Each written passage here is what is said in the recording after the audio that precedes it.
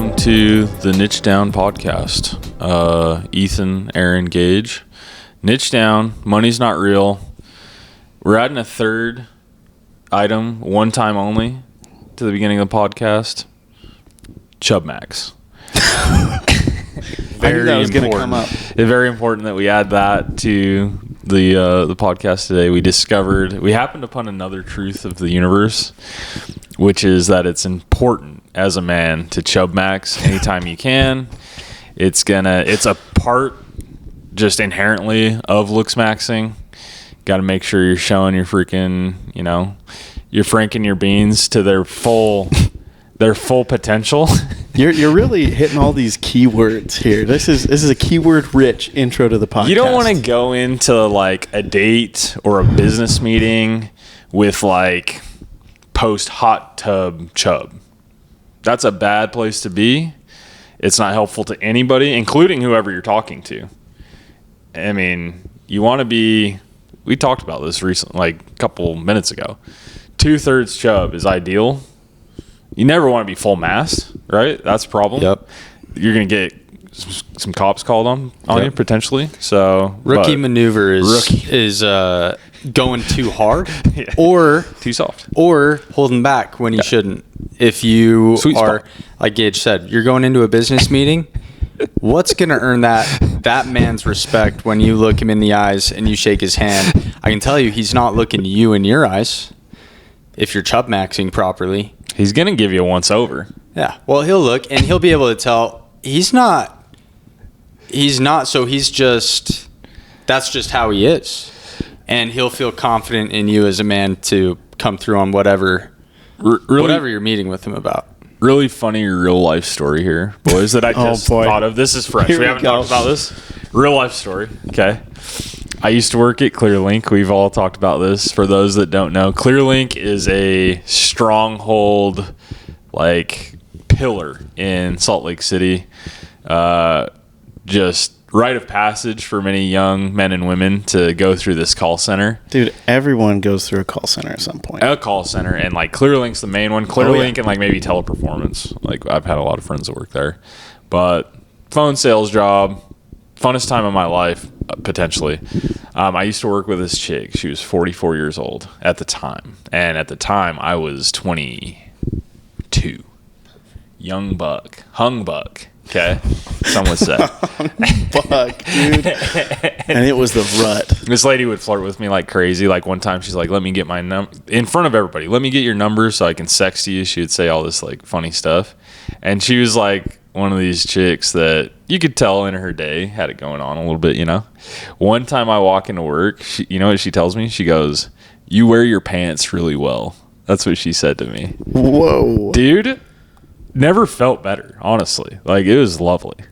That's incredible. It was 22 years old, 44-year-old chick. She's seen it all, dude. Come on. Oh, that's awesome. Come on. I had a similar experience with a gay senior in high school. I was a freshman. Okay. Well, slightly different. Very different. Very different. Not he'd slightly seen different. quite a bit, though. in the same universe. Yeah, he said he liked my pants. Made a little comment about my butt. Okay. Dude, it's got to feel I hadn't good. hit puberty yet, so it was a little different. Early there. Yeah, never mind. Dude, listen. You're talking to a guy. I've spent a large majority of my life getting hit on by gay dudes. It doesn't suck. Like, it's not something I look for. But when it happens, I'm like, I wouldn't avoid it. yeah, it's cool. It's fine. There you go. Makes you feel good. I would take a compliment from a gay dude over no compliment. Yeah, all day. Like, net positive, 100%. So Absolutely. It's not like, 1 million follower Instagram model giving you that compliment. Look, none of them have convinced me yet. That doesn't mean they shouldn't try. They haven't. Doesn't mean ground. they can't try. Dude, go right ahead. You miss 100% of the shots you don't take. Volume shooter. Put them up. Okay, hilariously. Another real life story. In my DMs. I love this. In my DMs, a dude like tried to hit on me. And it was one of the few that I responded to where I was just like, I'm not gay. His response, his words, not mine. Well, you miss 100% of the shots you don't take. So sick. Wow. What'd you say back? Nothing, but I did respect it heavily in silence. This is a message to that guy right now. If you're viewing this clip, if you're out there, dude, mad respect, bro. Keep putting up shots. I tell my boys, dude, it doesn't matter if it's in business, sales, with girls, gambling, slot machines, freaking golf, like whatever the vertical, whatever the medium is. Just jack up shots. Dude. Vertical. We go Kobe style. We jack up as many shots as we can, and a certain percentage are gonna fall. Chase your losses. Put up shots. Martingale, baby. Never bail. Never cut your losses. Ever. Only never. chase. Never. And if you run out, go do whatever you need to do. Yeah. To get it back. And if you just continue. Over a long enough period of time, if you have unlimited money, the martingale is... Yeah. You familiar with the martingale technique? It does work. Nice. I just said it. Yeah. Okay. Yeah, Gotcha. yeah. Oh, yeah.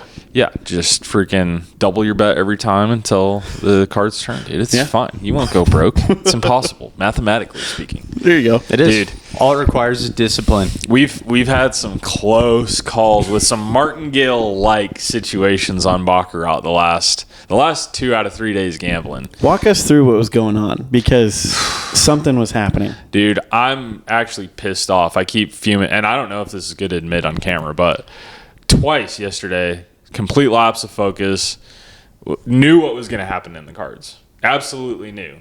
Put a huge bet out there, just not paying attention like a jackass. Put my fucking chips on the wrong part of the board. Bet player instead of banker, or banker instead of player. Think I won. Feel the dopamine. Dopamine blue balls is not good. You think dopamine's coming, and then it just immediately transitions to cortisol. Yep. Not great. Worst thing. Spiking. Cortisol spiking. But the good news is, after taking some really shit losses on me making a big mistake, fought back, and twice in the last 3 gambling sessions have had $6,000 on the table and walked away alive to tell the tale. And yeah, dude. So, could have had 12 on there. Dude, should have. Yeah, should have. Should have.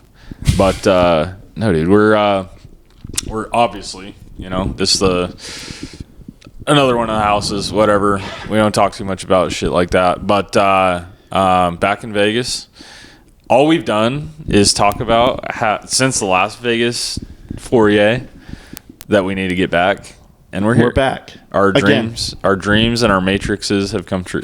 Yep. And we're back for a couple cool reasons. You've appeared on a couple different podcasts so far. Yeah. We got a couple more that we're doing. Yeah. I think Aaron can attest to this. I think they went phenomenally. Super cool. Very cool. If any of you have heard of Mr. French, cool dude. Awesome dude. If you haven't, go look him up. Give him a hand. Next give him a hand, French dude. Give him a hand.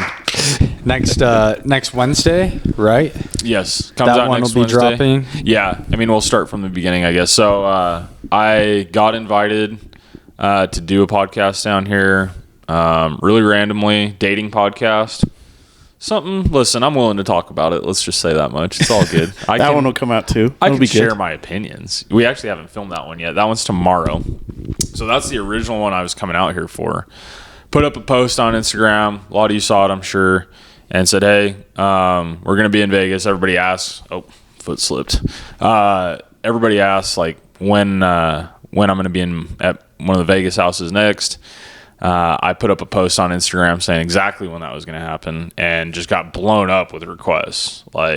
Absolutely blown up. Listen, all due respect, love you all. Half of them are complete bullshit and didn't even pay them any mind. But a certain percentage of them putting up shots. A certain percentage of them were looked really freaking cool, and it appears we're 2 for 2 so far. We are 2 for 2. The first 2. First of all, looked awesome. Guys had crazy studios. So, Mr. French, conversations with Mr. French. Hop on. He, super cool dude, man. Yeah, awesome guy. Dude, his outfit too. Yeah, pink head to toe. Yeah, looking crazy, baller. Dude. Derek, awesome, right? Derek French. Yep. Very, very cool guy. So cool, really chill, really soft spoken, really smart dude. I think the next time we're down here, I want to have him on, or at least we could go to that studio and then reverse that. I want to know more about him, dude, and that would be great, and we could post it. But just sweetheart of a guy, dude. Like, couldn't have been nicer. Big, good looking, freaking awesome guy. Asked to freaking hop on a pod. I'm like, hell yeah, dude. We'll come talk to you. You seem like a freaking interesting dude. That one came out good. That one was like the warm up. Made some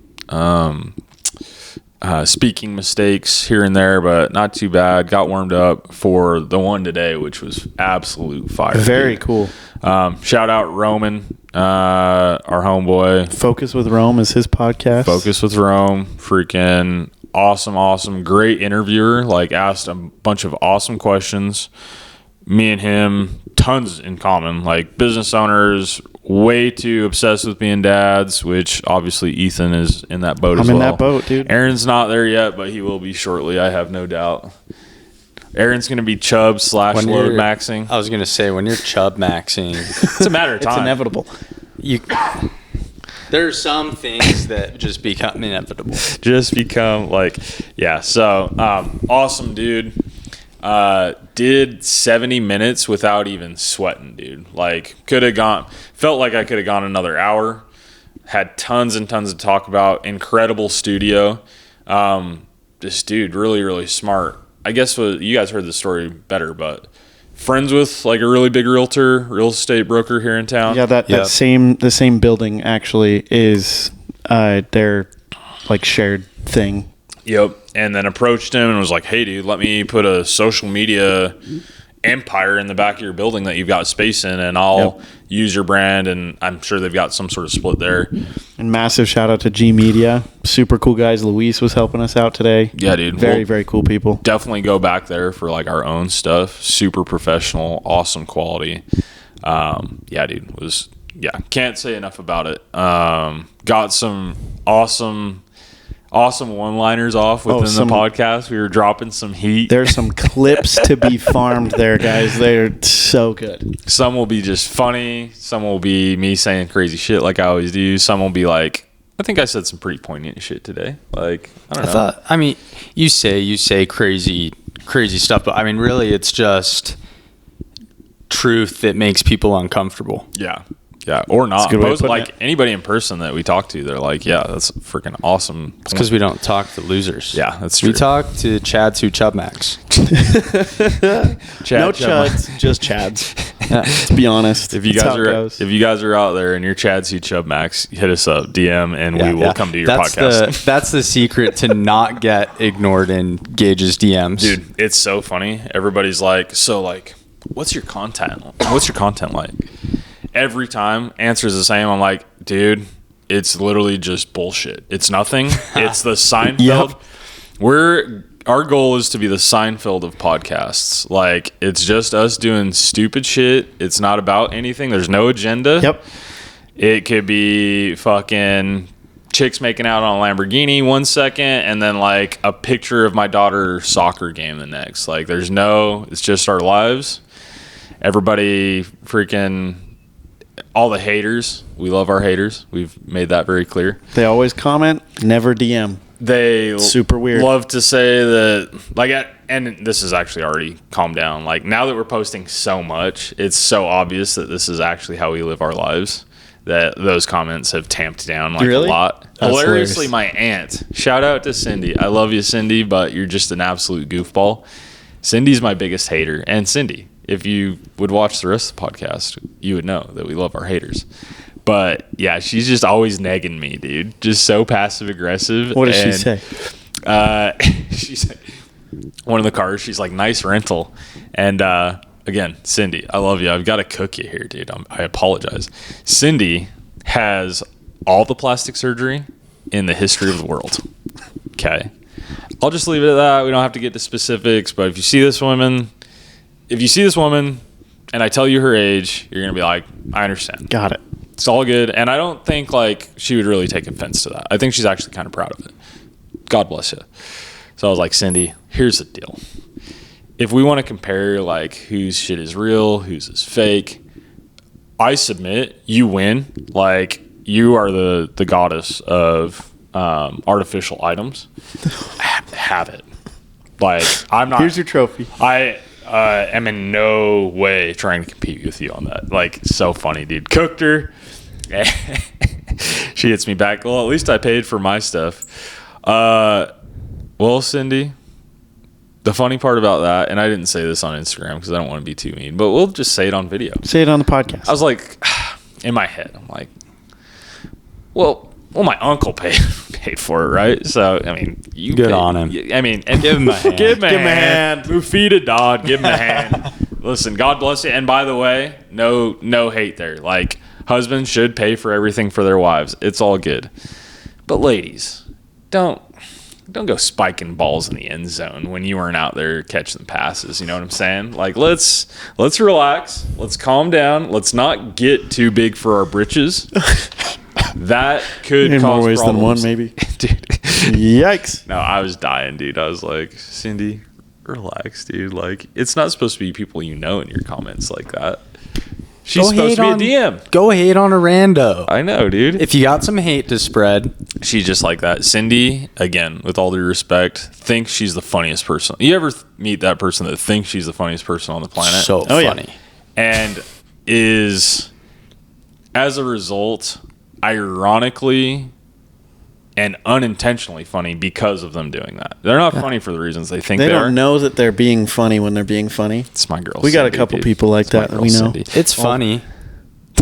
It is funny. Different way. Different type. Listen, It's one of those laughing at you, not with you. My Aunt Angel, she does listen. We talked the shit. Now let's talk the positive. She actually full time is like my grandma's caretaker. My grandma got very rare brain infection, encephalopathy. I don't know how to say it. I'll ask my nurse wife about that. Fully retard max, right? Particularly right now. So, but anyway, super rare. Like 10 people per year in the U.S. get this brain bacteria, and basically it turns you into a dementia patient for like a year, and then you are always kind of recovering from it, especially when you're in your 80s.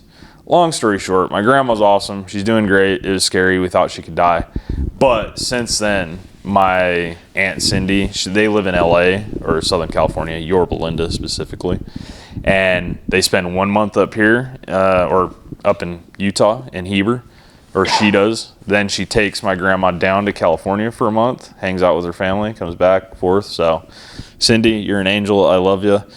Keeping grandma alive. One of my favorite people on the planet, but she's just such a shit talker. Just dude. a big old hater. It's actually funny. It's actually unironically funny how big of a shit talker she is. It's amazing.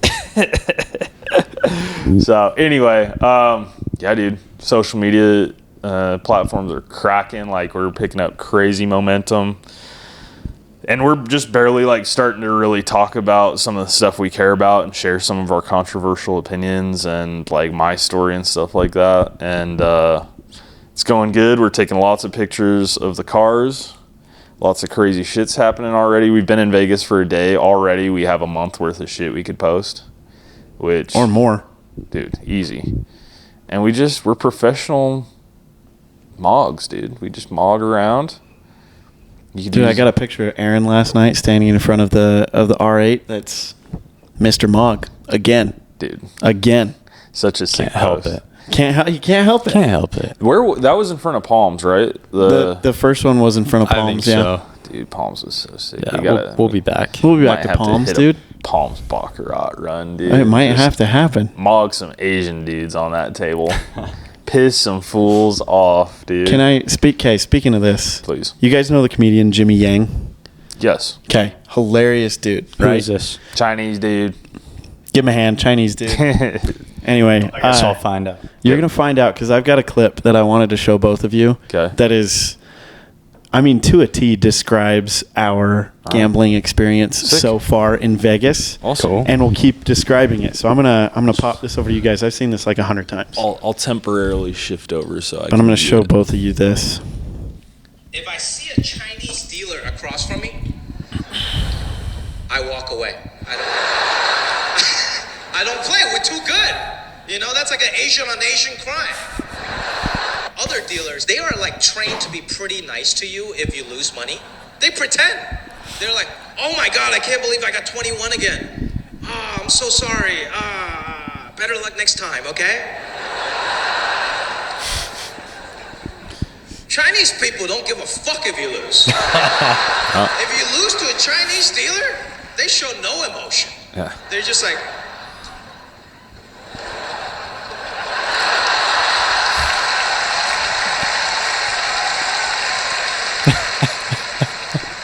you lose. 18, 20. Okay. Yeah, they always re-explain Can you it. do math? No, do you have more money? No, ATM is over there. If I see it. Anyway, I saw that and I was like, boys, this is the Circa dealer to a T. So true. And they are like, they're always halfway talking shit to you, dude. Like the most passive aggressive shit talking of all time. Yeah, I tell everybody like gets pissed at me at tables, but I'm like, that's not your fucking friend, dude. We're here to take their money. This casino funds their paycheck. Yeah. They want you to lose. They want you to lose. And you get a couple different types of dealers. Like he said, you get the friendly ones that are like, oh, I wouldn't do that. Or helping you or whatever. And then you'd get these old Chinese women who don't care at all. No patience for your bullshit. Zero patience. You play the game wrong. You hold the cards the wrong way.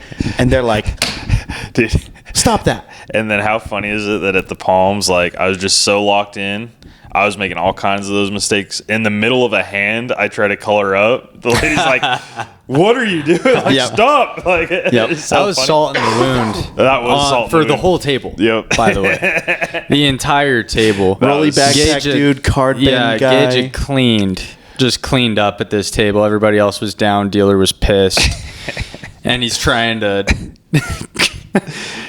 get out in the middle of a hand. So funny because awesome. I was just locked in. I was counting my chips, and then like they had a lull in activity. I don't know if some dumbass was like trying to do voodoo on the cards before he flipped them over or what, but it was quiet for a solid 10 seconds. So while I'm counting my chips, I'm assuming, my ears have assumed for me that there's a break in the action. And turns out I was wrong, and the lady flipped out at me. It was so funny. And then it's like, what are they going to do? Like, why are you freaking out? I don't know. They trip out about, like, the optics for the cameras and all this bullshit. Like,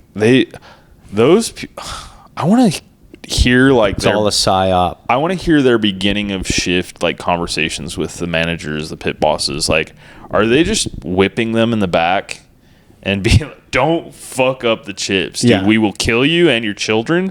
Like, that's how they act. They act like... Yep. The slightest mistake is life or death to them and their families. And it's not even like it's not even like if I were the casino owner, that's not how I would act. Fuck no. I would act. You're exactly right. Yeah. It's like they're held hostage out there, and they've got their family in the back. Yeah. Because we do sales trainings every week for Easy Rain, right? Yep. And it's always, here's strategies, here's frameworks, here's how to do A, B, C, D, E. Here's what we need to improve on. Like, it's pretty straightforward. What's their training like? Is it like, hey, those little clear plastic chips that separate the actual money chips, you have to hold them this way and move them around? And I don't even know. Their training is go out there, treat everybody like they're garbage, take their money, and fuck them. That's how they start. Like how I start every 10-second training. Every meeting, I'm like price conditioning, first 5 to 10 minute approach, et cetera, right? Like we've got our objection handling, whatever. If you're in home services, like, you know, some of these terms, like, and I always just, every meeting, I'm like, this could be a 5-second meeting. I could just say these things and walk out. That's what the casinos do. They walk in there. They're like, hey, I saw you treating somebody nice last week. I'm going to beat you to a pulp. That type of behavior is not permitted. It's not encouraged. And it's not, frankly, like, even not relevant acceptable in this establishment. So if you do that one more time, I swear to God, I'm going to beat the fuck out of you. Unless you're Red Rock. Unless you're Red Rock. I imagine, opposite. Yeah, dude. Red Rock, their meetings are probably like, hey, we got pizza for you guys this morning. Go out there, have a good time. Go out there, Smile a little. Even if you suck, the odds are in our favor. You're gonna kick everybody's ass. It's fine. If we kick everybody's ass by 65% instead of 72, whatever, right? Darn, we're happy. Yeah, dude. No, Red Rock is like for everybody out there. If you come to Vegas, if you're new, if you've never been to Red Rock, a lot of people won't go there because it's so far off the strip. It's 25 minutes ish. But it's if you want to not be treated like an absolute fucking molecule instead of a human, real. Then that's where you go. The food there is incredible. It's really good. There's always like cute girls walking around. Like it's tight. Red Rock's great. Great sports book, clean as fuck, right next to Lifetime, right off the freeway. It's hard to argue with Red Rock, dude. So many. We could go down the list of like why Red Rock. Let me throw this out to you because we've talked the dealers. The opposite is true of most. I can't say all because some service has been slow, but food service in Vegas is like top notch. Like Poppy Steak, gangsters. Dude, Very accommodating, but like they know why they're there. Their training's got to be like, hey, you want tips? Yeah, earn those tips.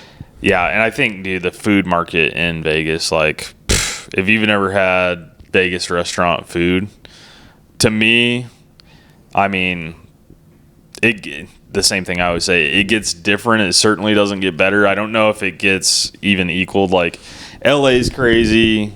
Florida's got some awesome food spots. Even if you go out of the country, you go to Mexico, Hawaii. But, dude, Vegas just has the very best version, the most competitive version of every single type of food. Yep. And, like, 1,000 of those restaurants. And have you guys been following all the foreigners coming to the U.S. for the World Cup soccer? Yeah. And what they're posting about the food in America? Unreal. What are they saying? So maybe when we edit this up, we can clip some of the posts. Yep. But it's undisputed. Greatest food in the world, America. There's hands one down. king of food. It's about time that this just became public knowledge. I've had enough of these people from Europe highbrowing, acting like their food is like just so much better. Yeah, it's like, you can tell me what's in your food. That's great. Have you had Southern barbecue and mac and cheese? No. There was a lady from, I think it was England or the UK. Was it the one where they went to the Kansas City barbecue? No. Okay. Different one. This one's even more mind-blowing. She posted, she's like, I just had an out-of-body experience. Something along those lines, eating this. And it was a picture of Golden Corral. Hell yeah. Golden Corral is not even in its prime anymore. It's not in its prime, and it's not in the top, like, It's not even in the top 1% of buffets. No. So it's like, I know... It's not in the bottom 1%. Like, it's actually shit. America's got the good and the bad, but the food, I can only imagine what that lady who had Golden Corral would think if she went to Poppy Steak or Nobu. Remember Nobu? Anywhere. We sat at the sushi bar at Nobu. Fantastic restaurant. The one in LA, the one in LA is great too. But these are like real life samurais cutting the fish in front of you. Cool. Dude, that food is good. The top, like, sushi chefs must, dude, say it's that a hard shit. Thing to say. They must like dream. That's like the big leagues, dude. Is if you work at Nobu, at the sushi bar at Nobu, and you're a sous chef. But dude, yeah, no, you're totally right. I mean, listen, America will take whatever version of your food is and be like, oh, that's cute. How about we make better Italian food than Italy? Dude, how about in San Diego you can get tacos that shit on tacos in Mexico? Like, it's true. The best version of everything in the US food wise. Yeah. And then even the shitty versions are like amazing and I mean, listen, here's the deal. In America, we are allowed to genetically engineer food to be better, hit serotonin, dopamine, and endorphin receptors. Yes. And we're one of the only countries allowed to do that without any care of health repercussions. So, like, obviously we're going to win. I mean, dude, it's like the fucking Russian team in whatever 1986 on steroids. They're going to win. Yep. Say what you want. Yeah. I think jury's still out. You show me a bag of goldfish that was specifically designed, like everything else in America, for you to eat it. Yeah. You're eating a salad. You found that on the ground. Yeah. Eating vegetables. That's just stuff that was on the ground, laying around. That doesn't Our kill you. food was literally designed for you to eat it. Yeah. Yeah. Think For about your a brain to- cheeseburger, dude. Yeah. Your brain is like tricked into being like, oh, all this stuff that 1,000 years ago, if you found this shit in nature, it would be like a once in a lifetime opportunity. If you found a berry patch in like 1586, all that sugar that your body would like, it would fall so deeply in love. That's a fucking Tuesday morning, dude. If you're trying to be healthy. Dude, if you're trying to be healthy, toaster strudels, freaking Pop-Tarts, Sugar Captain maxing. Crunch. I'd smack 8 Hot Pockets for lunch in middle school. Yeah, Yep. dude, no. So My ancestors couldn't fathom the experience I had every single day growing up in this country. There was genuinely a time where I was crushing like 30 Wendy's chicken nuggets in a sitting and not even flinching. dude, It was big. okay. We were growing boys. You were big. I was a big guy. There was a point at McDonald's where they had some crazy, what was it? It was 25-piece chicken nugget, a large fry, a large drink, and something else. Maybe a Big Mac. It was like this crazy package that was like $14. Awesome. Me Crazy. and my dearest, oldest, and tied for. I've got 7. Well, now you guys are included. You guys are like in the top. Now it's 9. I've got 9 like best friends that are all equal playing field. I'm going to war with those boys all day long. He was like the first one. My high school. Sorry buddy. we had to complicate things No, it's for great. you. We It's had great. to complicate More the the merrier. numbers, skewing the list. But me and him, he's going to love this story. I can't wait to clip this and send it to him. Me and him would watch Paul Blart Mall Cop, okay? Freaking Kevin James. Ever see the movie? Great. Great movie. Incredible. No, seriously, I would watch that like multiple times a week. So tits, so genius. The scene when he's on the Segway juking, Ah, awesome. So funny. you'll never laugh harder in your life if you like come into it with the right mindset. You got to come into it knowing like this is a dumb movie, it's stupid, it should not exist. Mall cops are not even like a real thing, basically, And anyway, we would buy that meal and watch that. And the rule was we had to eat it before the movie was over. And there wasn't a single time we regretted or that we didn't regret doing so. It was awful. But also just, dude, peak. I was 17 years old. That was about 2008. Just once a week. Paul Blart, the crazy McDonald's challenge. And just It's a good time. They don't make movies like that. What's the last movie you saw come out that's kind of like a Paul Blart? I can't think of any. They did Paul Blart 2. But No. That doesn't count. I'm sure. No. Yeah. It's not an original idea. No, I get it. I am on the same page. No, dude. Matt Damon explained this very well in an interview why movies are what they are now, where streaming kind of fucked everything up because you could take a chance on something not doing great on the box office, but it could catch steam. And then people would buy or rent the DVDs, and that was like a second wave. Now they can't afford to take that risk on whether it'll do good or not because there's only one revenue stream, which is at the movies or with a Netflix deal or whatever. Yep. They can't afford to like wait for something to catch momentum. So now it's all fucking Marvel movies and bullshit. That's so interesting. Yeah. Very How do you interesting. think the market would respond to that? To course correct? I think it's already genuinely. Yeah, I think it's like we're in the middle of it right now. I think it's already. I think it's already responded.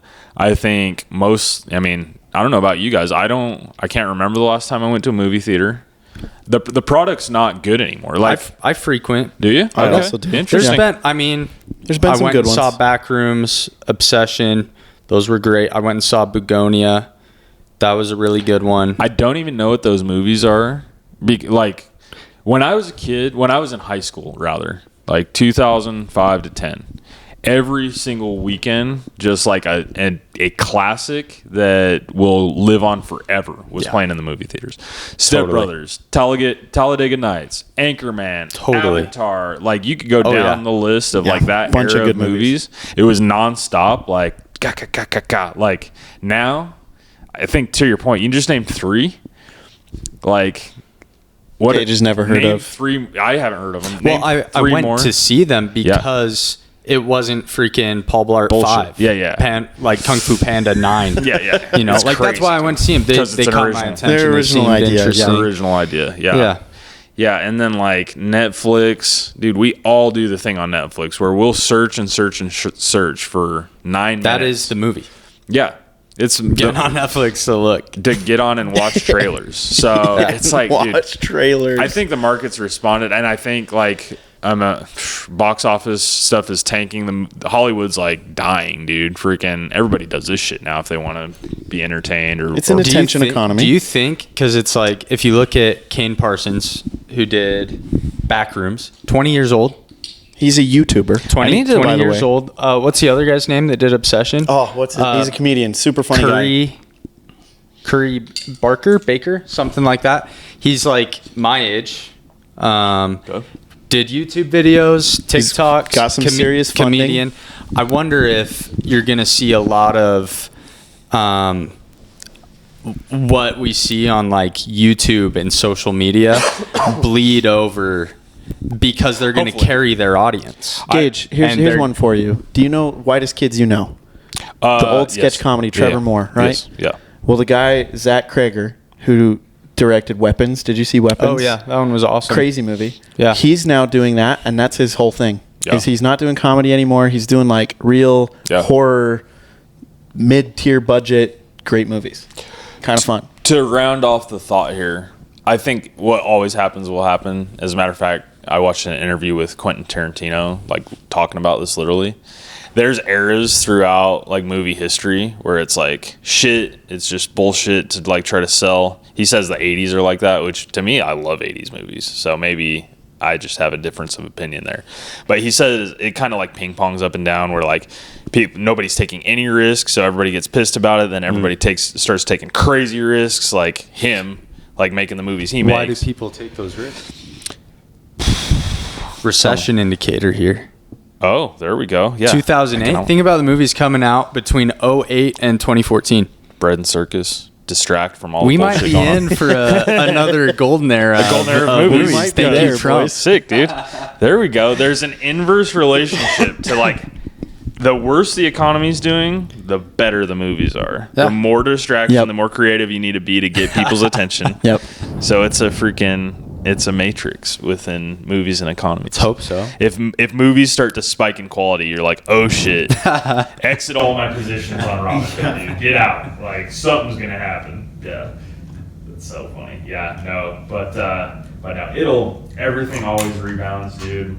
And listen, a lot of that is already kind of happening with, like I said, like all the online, YouTube, all that stuff, right, where people take the risks and are creative and can afford to like take chance is all people like us where this doesn't cost us anything. Like, fuck, and there's people who are like us but a million times better who are like doing movies and shorts and skits and all that stuff. So that's where all that shit exists. Yeah. Like after Shane Gillis had all his fucking bullshit where they tried to, smear his name, he freaking spiked in fame because he was like, fuck it. I'm going to just say what I say, and whoever likes it, likes it. And if not. And with the advances that we've got right now with just software, AI, all of that, the barrier to entry on really high quality stuff, nothing. Is going to be super low. Yeah. I mean, what was the budget on Obsession? It was like less than $200,000. It wasn't high. No. Something like that. It was extremely low. Like I'm sure one of the biggest expenses for the movie was just paying the actors. Yeah. Or but like then Napoleon Dynamite. Yeah, it's grossed classic. over $250 million. $400,000 was spent on Napoleon Dynamite Filmed to make in that movie. Preston, Idaho. Yeah. Hilarious. Nowhere. Yeah. Ever go to Preston? Preston's no reason. Cool. No. Not yet. No, don't. There's nothing there. Nice people up there, dude. Nice folk. But Dude, I actually fantasize about living in a small town like that. It'd be pretty tits, but no. Yeah, dude, shit pings and it pongs, and yeah, but man, it's pretty. I'm trying to think. I went to see when Jackass came out in 2021. It was like the first movie back in theaters. Classic. Dude, I took this poor. Oh, God forgive me. Did you dude. take a girl on a date to Jackass? I took a girl on like a third date. Oh, a girl boy. from the Philippines that was extremely conservative, doesn't swear, whatever, right? Whatever you think. And she was like, "What the fuck am I watching right now, dude? Like, what did you take me on a date to?" It was the funniest thing ever. You don't understand. I was like, "Here's the deal. Like, whatever language barrier, whatever, you don't have to understand English to enjoy Jackass and think it's at least at bare minimum wild." And she was laughing. She was saying that, but she was also laughing her ass off, dude. It was great. good. That's good. So I saw that. I saw the new Avatars. So. Yeah. I didn't like whatever. The next Too two. long. Come on, dude. That's a given. Yeah, it's Avatar. Come on, dude. Let's do a 3 and a But they three and a went half like hour crazy. movie. They went longer than the first one. You gotta one up it. Yeah. Spent 11 years friggin' thinking of the idea, dude. So Yeah. But yeah, it's all an attention span. Sure, I'm like to the point too now. I'm not really all that interested in sitting in a fucking movie theater for 90 to 180 minutes, dude. Like that doesn't sound. That's not my idea of fun anymore. Maybe it's because we do shit like this. Dopamine max. Yeah, you're fried out. I am dude. fried, dude. My You brain. are- I mean, you got a twin turbo V8 that's calling your name in Yeah, a dude. Lamborghini Urus. You know it's bad when like my wife and I will sit down and we'll turn on a TV show. We'll be 10 episodes in. Neither of us know anything about what's going on. Yeah. Laptop in my lap. yeah. And scrolling TikTok. Yeah. She's scrolling TikTok. This is a Ronnie Chang joke, which is how many screens can I fit in between the wall and my How face? much dopamine do I want? How much That's Dopamine the max, answer. dude. How much? Yeah, just dopamine chub maxing is what we're all doing. We with love it. screens. Yeah. No. Yeah, dude. Okay. What else? Enough about movies. I've got one. Go ahead. We were talking about this earlier, and we wanted to bring it up again. Let's do it. We're talking about attention economies. We're talking about, Oh. I mean, what we do for work is one thing, but there's a couple jobs out there that we know exist that we don't understand how you could do it and like not die at the end of every day. OnlyFans managers. Dude. Yeah, we were What talking on about this earth earlier. would that job be like? Dude, I was telling these boys, I was like, imagine you wake up and you're staring down the barrel of, let's say an unsuccessful OnlyFans girl, and she's got 25 DPs in her DMs. And when we say DPs, we mean dick pics, okay? Pics of penis. And your job as her manager is to potentially like take a gander, throw out a compliment, and then respond and have a back and forth with that dude. And you're just basically, you wake up and your life is, you're LARPing as like a chick or a gay guy. Yeah. You got it. Oh, baby. Your dick looks so good. Like, that's such a nice, you load maxed so good last night. I'm going to clip this down, Aaron, and we're just going to have this. Have you been drinking your celery juice? Like, god damn. And you're a guy. You're a straight man. You might be fucking the OnlyFans model, dude, for all we know. But every day you got to wake up and just cuck out to other dudes. You got to clock the freak in, dude, and you just got to do that all day. So, and the way we came upon this subject is I told these guys a pretty funny story about how in my past I've like subscribed to some OnlyFans pages and then been DMing. This is how fucked up I am, dude. I'm stupid and I do stuff that is the biggest waste of time. I would just DM them and be like, so, they act like the chick, right? They're like, hey, baby, you're so hot. Let me help that morning wood. Like, they'll say, like, the stupidest shit. I'll be like, dude, I know this isn't fucking whatever. Lily, I know you're a man on the other end of this thing. I just wanted to ask you, like, was your dream when you were a little boy? Did you ever think in a million years that when you woke up and you put on your shoes, your socks, and your pants, that your job would be to DM men back and forth and tell them how good their penises looked? Like, I would just like get on and talk shit to these dudes, and I got a couple to like admit that it wasn't the chick and argue back with me for a while, and one in particular got fired up, basically told me to go fuck myself, and then blocked me. So funny, dude. Like, I do some silly shit sometimes, but I would always think about that. I was like, dude, imagine. And really the way I even found out that was a thing was like Andrew and Kristen Tate. They're the first ones who like talked about, right, they would have webcam girls, and then like the girls they have no game to like get dudes to spend money on them, and they were basically like, give me that fucking laptop, let me do this shit, dude, let me make some game money. Let me tell you what a man would want to hear that would make him spend money, right? There's the answer. Which is absolutely valid. Guys, if any guy, right, if he could put on like a female AI generated robot suit and go you'd have $100 million in the bank by the end of Tuesday, dude. Like, it'd be so easy. You could manipulate all the richest guys. Like, any guy could do this, right? Because we all know what we would want to hear.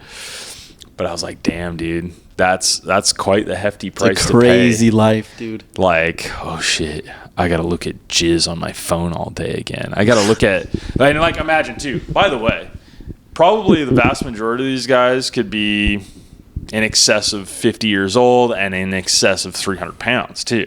So another layer of difficulty where you're trying to compliment like uncomplimentable people.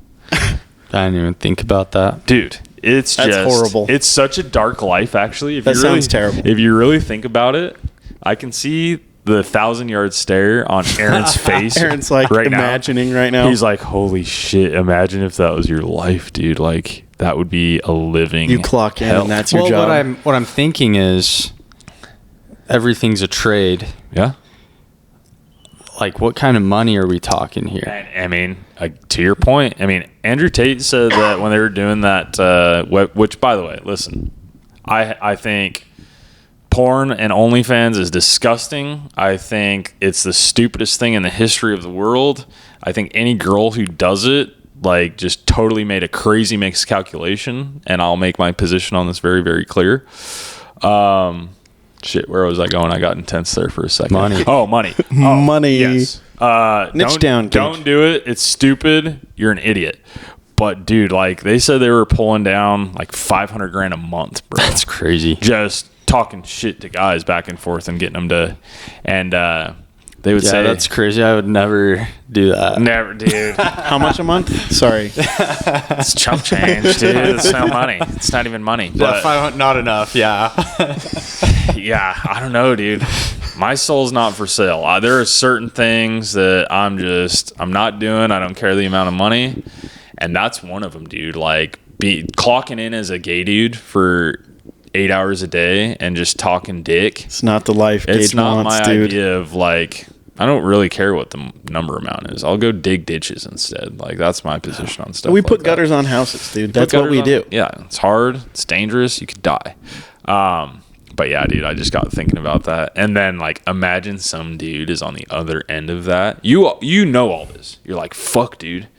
Like, this money's crazy, but I am doing some, like, this is not a enjoyable What do you tell life. your friends? Your friends? Your family? What do you say? Look, what do you tell your father-in-law? And then imagine, yeah, he asked you, how's imagine that. business? And Yeah. you gotta lie. What does your husband do? And then again? imagine some Never imagine told me. some Yeah, douchebag. exactly. Some douchebag hops on there and starts rubbing all that in your face online. Oh, and man. you're like, I can't escape it. Like, freak it, dude. Hopefully Gage called that dude to get a new job. I think, dude, Yeah, call him to repentance. I dude. was saying some crazy stuff. I was like, did you think when you were a little boy, you would wake up every morning to like hundreds of DMs of guys jerking off? Like, was that your stuff. dream? Like, because I don't know, I would go down the rabbit hole. I'd be like me, dude, I wanted to be like an astronaut or business person. Most little kids want to be a firefighter, police officer, or something like that. But when you're 9 years old, you're just waking up saying like, dude, I want to watch videos of guys spanking off to some fake chick for the rest of my life to make money. Yeah, and they're all going to be AI. Dude. Yeah. Yeah. And then I was like, is this worth it to you, dude? Like, whatever money you make, is it worth it? Like, I would go in on these guys. crazy. It's actually good. You were doing a really good thing. I was waking them Consider it a up. service. I would say if you're watching this, maybe go do that. Anything we can do to combat the industry. Yeah, there you go. We support that. We support aggressively taking down the OF and pornog industry. Niche down, take it down. Go Put that on Sell the your t-shirt. business. That's good. That's a good verbally abuse OnlyFans managers, if you wouldn't mind. Yeah. Just make them feel less than subhuman. Like, You know what would be hilarious? Send us the screenshots of the DMs, please. We'll do a $100, giveaway. $100 Yeah, to the put a best bounty one. on it. Okay, legitimately. There we go. If somebody out there is watching this, we'll post this to the Instagram. We will post it to the YouTube. I didn't tell you guys. This just came to my head right now. I will Venmo you a cool $100. Easiest $100 anybody's ever made. Send me your Venmo, your Apple Cat, whatever. Any way that I can pay you. Send us screenshots of you talking shit to the OnlyFans DMs and like letting them know that you know it's not the chick and it's some dude back there. And the nastiest thing that somebody says that I can tell just knifed some dude in the hamstrings, I will send you $100. $100, baby. And we'll start there. And like, listen, we'll do a sweepstakes. If this picks up steam, we will listen. We're gonna run it. Look, We F will- a GoFundMe. This is how you combat a horrible, degenerate industry. We Yes. will be 80-80 for abusing OnlyFans managers. Okay. We will, instead of like giving away cars and if like just send in all the nastiest shit you can say to these poor fuckers, and we'll pay you money for it. So, in essence, send those screenshots to @GageTheGreek on Instagram. Gauge the Greek on Instagram. Screenshots of you abusing an $100, OnlyFans baby. manager. No, and here's the thing: everybody's on our side on this. Oh, Nobody's gonna feel bad for the dumb shit OnlyFans manager that like fucked up his life. You could have been a doctor, dude. You could have had it all. You could have been the OnlyFans model, Yeah, even dude. if you'd worked hard. What's going on? Dude, you could have been anything in your life, and you decided to text back and forth with dudes like that are helpless and fucking misguided. Like, nice job, dumbass. We're gonna do what we can to take you down. You know, it'd be imagine this just goes viral. Imagine it goes ballistic. We shut down OnlyFans. We get one of their people on That'd be here. Imagine we get a manager to come on. Yeah. That would be hilarious. Look, the thing is, it is actually stuff like this that does make real change. Yeah, 100%. Legitimately. If 10,000 guys overnight went and just started harassing OnlyFans managers, tell me that wouldn't have a legitimate impact on the industry. dude. Freaking Go crazy. It would. Absolutely. So funny, dude. But no, just thinking about that subject, we were like, dude, we got to talk about this on the podcast. Our technique is, if we say anything that makes the other ones laugh, we're like, cool, stop talking about that. It's clearly funny. Throw it on the pod. Throw it on the pod list, dude. So that's what you're getting. Dude, what else? There's some other funny shit. Aaron, Dude, I've got one from you this Go. week. Go, Dude, yeah. Gage, we'll throw out just some quotes. Like, he said it very funny today to me and Aaron. Do you remember when he said, I just take stuff from comedians that I think are funny and I reuse it in the right time? Dude, the irony of this is so funny. plagiarism. It's a little bit of you're plagiarism. saying that Gage said I know. that I'm double jeopardy right here. But Gage says, this week in the meeting, speaking of that exact thing, he is talking about something, and he says the Theo Von quote, where he's like, if my grandma had wheels, she'd be a wheelchair. Or she'd be a bike. Yeah. And he says that very casually in our company sales meeting, and it kind of went over some of the other people's heads. But Ethan just starts started dying. It was so out of pocket and so funny, and Gage didn't even realize that he did it. Anytime somebody's like, well, what if this situation? Dude, holy shit. Do we get into this one? All right. We're going to do it. Let's do it. Because it applies so heavily. And I dropped a line in this situation, too. I don't know if I told you guys this part. I told you part of this. All right. Got into a straight-up fight/argument with my lovely father, my dad. How much background? Okay. Long story short, had somebody in my life that I know that said it's okay for a man to take the woman's last name if they get married. That's fine. It's cool. It's no big deal. His justification was like, look, my dad's a piece of shit. I hate my last name. Might as well take my wife's last name. It's cool, dude. She's Japanese or some bullshit excuse. Obviously, that gets me all fired up, and I just start dropping the cuck word left and right, dude. Just slinging it around. Just cuck shaming like a motherfucker, right? And so we start running polls, dude. We start gathering data on who thinks this is okay and who does not. Because I need to know, like, who I'm safe in a back alleyway or not with. You know what I'm saying? Somebody says it's okay for the man to take the wife's last name. Like, you have her maiden name. Like, I still am dumbfounded. Wouldn't that make you have a maiden name? That sucks. Yes. Yeah. Yeah. It's that's just terrible. a fallen fucking society, boys. But god damn, like, you get really thinking about this stuff in a serious light, and you're like, how the fuck? So anyway, somebody in the conversation is like, yeah, dude, this is like how everybody thinks. I'm like, no, the fuck, it's not. I text you two. I'm like, boys, pop quiz. Describe it in one word. If a man takes his wife's last name upon marriage, you know, what would you call that guy? Ethan Close says gay, right? Fucking valiant effort absolutely applies, synonymous really. The correct answer, of course, is cuck, which Aaron got immediately. And then he actually followed up with a very good point, which that's not even a man, actually it's a woman.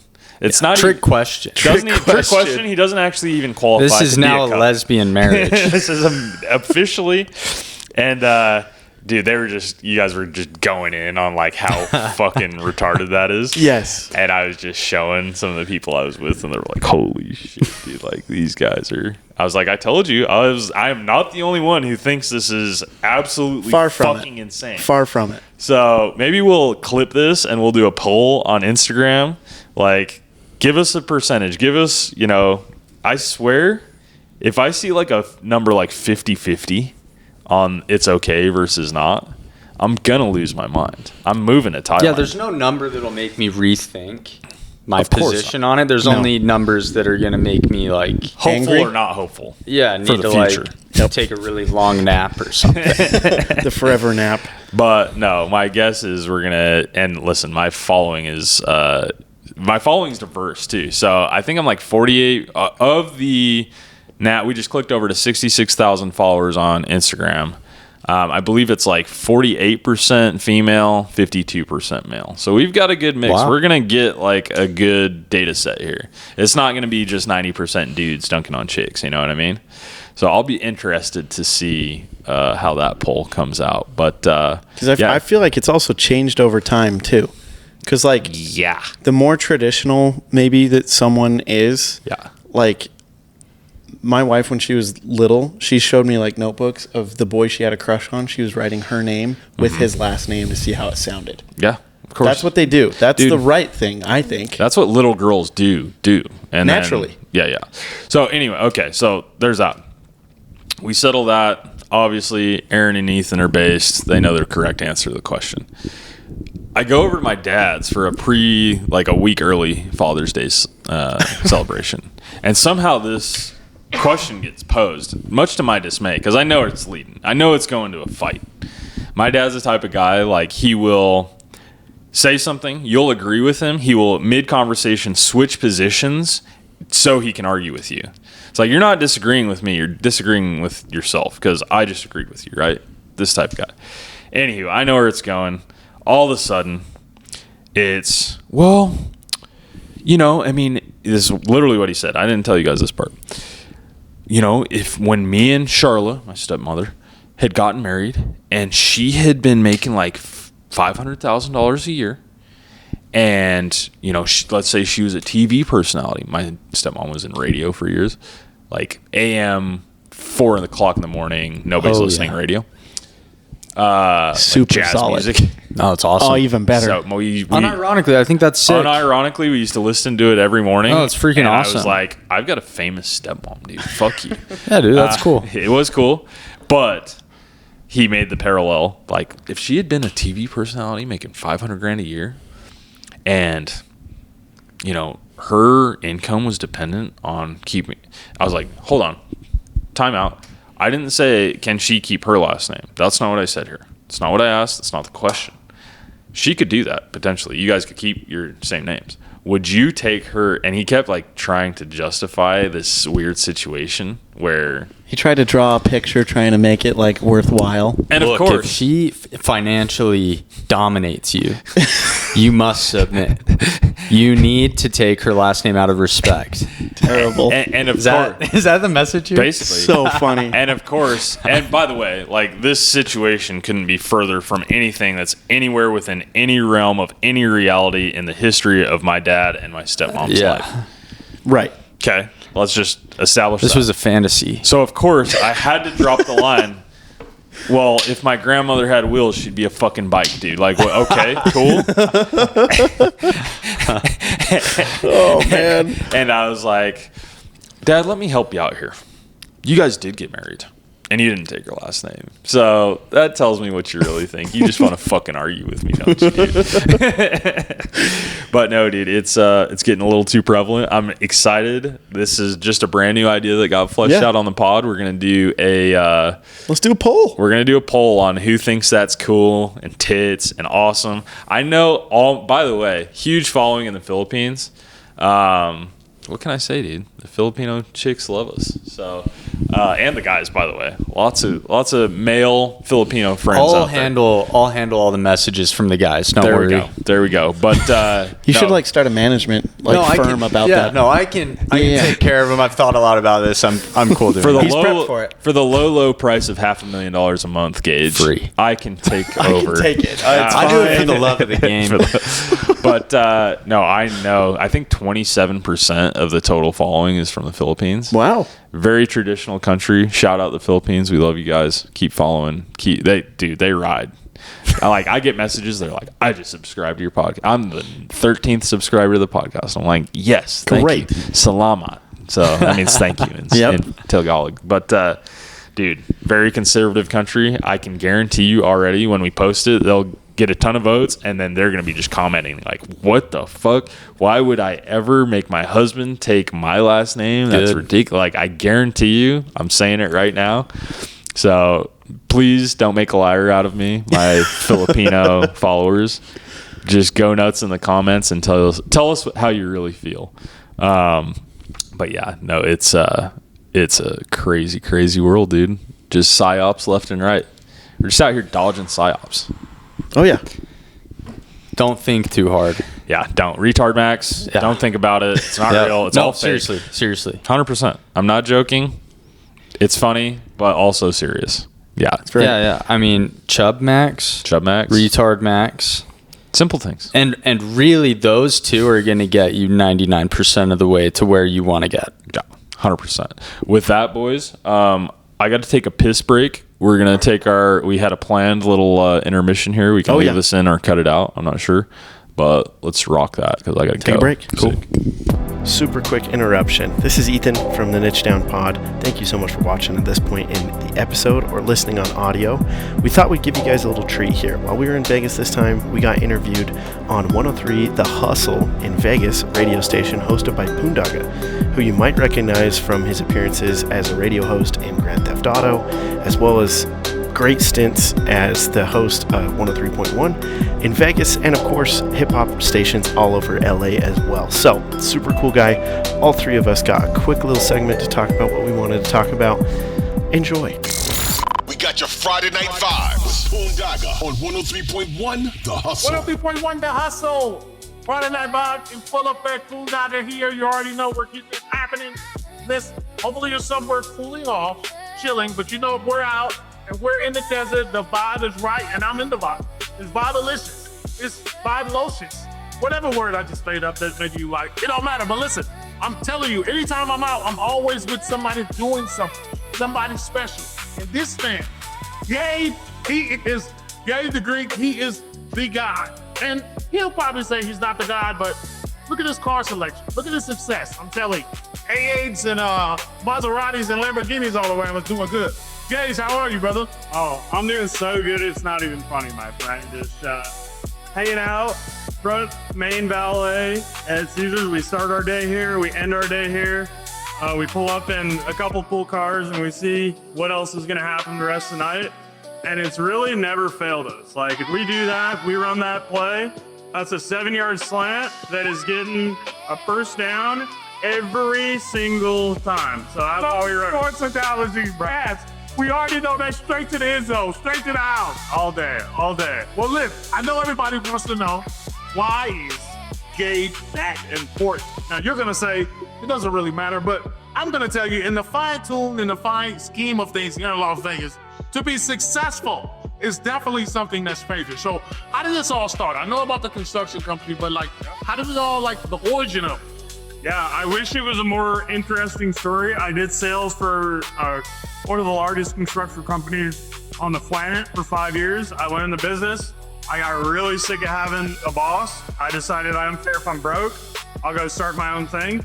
And luckily it went the other way, and we're not homeless just yet, so it's all good. We'll keep doing it as long as they keep letting us take their money. You know what I'm saying? Well, look, to everybody out there, if you're under the age of 18, 16, 17, I'm sitting next to Success right now, and he didn't rap or shoot a shot.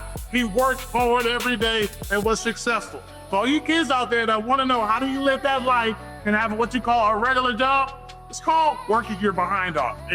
From what I see, Gabe, Ethan, and Aaron, Gage, Aaron, and Ethan, they work their behinds off. So you guys better listen. So listen, do you do some type of cannonball run or something through Vegas with your cars? Because I think it might be something you might need to do. I can just see people trying to challenge you with your speed. That's not a bad idea.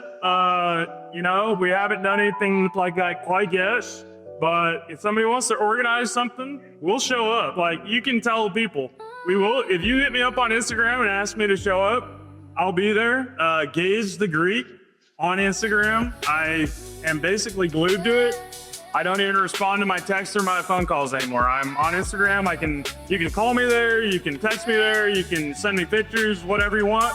So yeah, hit us up. If maybe we'll do a car show with just my cars. Yeah, that'll be good, and they'll be sponsored by The Hustle. Listen, we're gonna chill out here at the Caesars, looking at all this beautiful art. Maybe have a couple of shots, and I'm gonna try to see what these cars look like in the inside. But I got BJ So Hyped in the mix. You got the Saturday Throwdown that just happened. Somebody's moving themselves to the next round. You gotta keep it locked. I might bless somebody with a spray gun. Or maybe I can Gary to give away a car. Sight! What else each of one? Hustle. Jogger. Hustle in the house. We got your Friday Night Vibes. Boondoggle on 103.1 The Hustle. 103.1 The Hustle. Friday Night Vibe in full effect. Boondoggle here. You already know what made you love cars, Dave? Yeah, man. Just since I was a little kid, that was the only thing I was interested in. Like I said earlier, it would have been a lot cheaper to have a little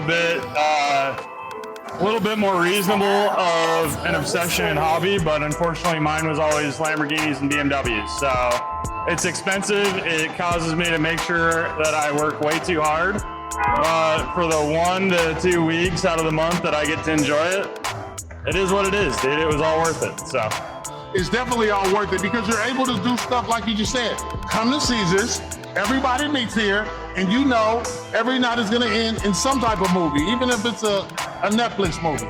all we do is mog, dude. We're just here to mog. We show up, we make everybody, you know, a little bit jealous, and then we're really nice to those people, and we try to inspire them a little bit. So it's a fun time. And listen, if you ever see the cars out in front of Caesars, hit me up on Instagram. I will come out and let you take pictures on the hood. We do it all the time, and it's one of my favorite things about having this car collection it gets a lot of attention, and we get to get a bunch of good pictures for people out of there. I mean, we have kids come up, hey, this is my favorite car, I've got it on my wall, and hey buddy, sit on the hood, take a picture, and that's something that people will remember for life. So yeah, definitely. I can remember sitting on a Bentley when I was a kid, and to actually be able to get one when you're older, it was like, okay, it really, actually happened. I spoken to when it existed. You know what I'm saying? Look, we're gonna be back, boy. I'm gonna holler at Ethan, and we're gonna see what's going on. See if this construction game is really something to talk about. Keep it locked, y'all. We right here, Friday Night Vibes. So hype. Kill 'em in the mix, baby. 103.1, The Hustle. Vegas is number one for hip hop. Hustle in the house.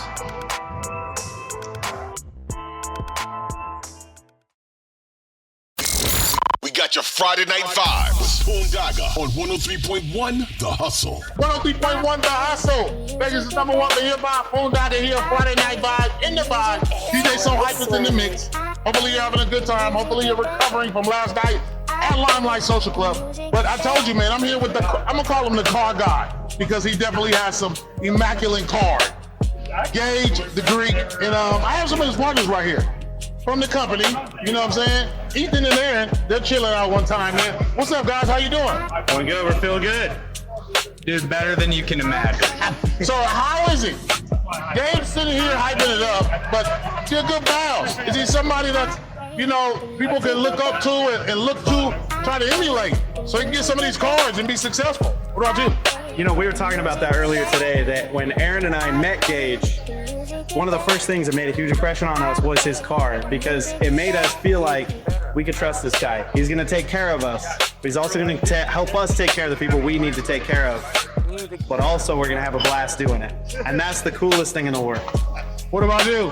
Dude, what you see is what you get. He's when you talk to him, he's the same no matter who he's talking to. And kind of like what Ethan said, look, I don't want to work for a broke dude. How am I going to get rich if my boss is broke? So, someone who's done it can show me how to do it too. That's what I'm all about. That's what I'm talking about. Aaron and Ethan, they're right here. They know the demo, the program. Shout out to everybody at the company. What's the name of the construction company? Easy Rain. Easy Rain Construction right here in Vegas. So listen, everybody out there, if you want some guys that's fun, that's gonna get the job done, and they're serious about what they're doing, and they do it fly, you gotta hit up Easy. Easy. Gabe and the crew, they doing it all way. Hey look, keep it locked right here. We're having fun, I'm telling you. Friday night in Las Vegas. I know it's a little muggy, but it's worth it. Come hang out with me. Maybe you'll catch us flying by in an A8 or a Lamb. All right? So hype. Kill them in the mix, man. We'll be back. I'll see you guys tomorrow. Dogger World, 12 o'clock noon. And Sunday, 12 o'clock noon, Dogger World. Check me out. Friday Night Vibe. Love y'all, Vegas. Turn your vibe up. Hustle in the house. Like a pro. All right, back at it. Listen, boys, and this is deadly serious. There's not much that beats an outdoor piss.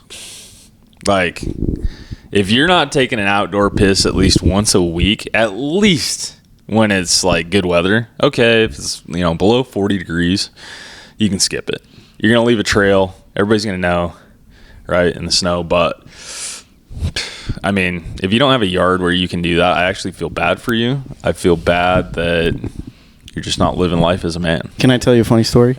Yes. Okay. Growing up, me and a couple of my neighborhood friends, I was super close with some boys in the neighborhood. My little brother, 2 years younger than me, we would chill outside every night on the driveway, chilling in the back of my mom's car with some like lawn chairs outside, eating Otter Pops. Okay. That was our nightly routine for years. And when we would have to pee, we'd go to my backyard, just one at a time, single file, just go pee in the backyard. Yeah, dude. And eventually, my dad was like, guys, there's like this spot in the backyard where I haven't planted anything, that these weeds are growing at like an enormous rate. And we looked at him and we're like, that's where we pee outside. And he was like, fertilizer. Oh, so the 7-foot tall weed is because you guys have been peeing right there for years. And we say, yes. And he's like, All right, cool. Makes sense, But dude. That's a lot of vitamins and nutrition. it's all those Otter Pops, dude. Freaking, it has electrolytes. What's in Idiocracy? What's the name of the fucking Gatorade or whatever? I can't remember. It's what plants need. It's what plants it's got need. what plants need, dude. Freaking, we were talking about that. Oh, what a classic movie. To bring it back to movies, dude. Idiocracy. Great movie. Banger. Absolute banger. Luke Wilson just always overshadowed by his older brother, but Dude, also another banger, kind of in that same genre, Office Space. yeah. That movie's freaking funny. Great. Very funny movie. No. But yeah, we talk about that a lot. Dude, we've had ourselves a nice little day. So we didn't really do the whole recap. So we did fly in yesterday. Get here, whatever, 3 o'clock. Get over to the house. Go hit the pod. Proceed to just mog for the following 12 hours, obviously. That's what we do. I get back. I go to bed at 5:30 a.m. Sun was coming up, by the way. We got home at around Like 2. No, earlier. 1:30? It's like 1. Yeah, Okay. I went to bed at like 2. Yep. And you guys left. I parted ways with whatever company I had there with me. I then proceeded to sit at the slot machines and just work on the socials for about a good 90 minutes. I ran amok for a bit. I get back home. I work for another hour, and then 5:30, sun's coming up. 5:23 specifically, actually, is when I put my phone down. My head hit the pillow, and it was lights out. Dude, I had a good buddy of mine. He was like, dude, if your eyes do not just instantaneously contract the second your head hit the pillow, like you didn't work hard enough that day. So that's definitely how that panned out. 3 hours sleep, popped out of bed at 8:30. Like the dopamine maxing of Vegas, it's self-sufficient, it's self-perpetuating, don't require a lot of sleep. Now, don't get me wrong. A week from now, I'm going to die. I'm gonna hate. It's just how it goes. It's gonna catch up with me. I get it. It's the price we pay. But yeah, I mean, for the most part, for the next week, I'm probably running on between 3 and 6 hours of sleep every single day, like clockwork.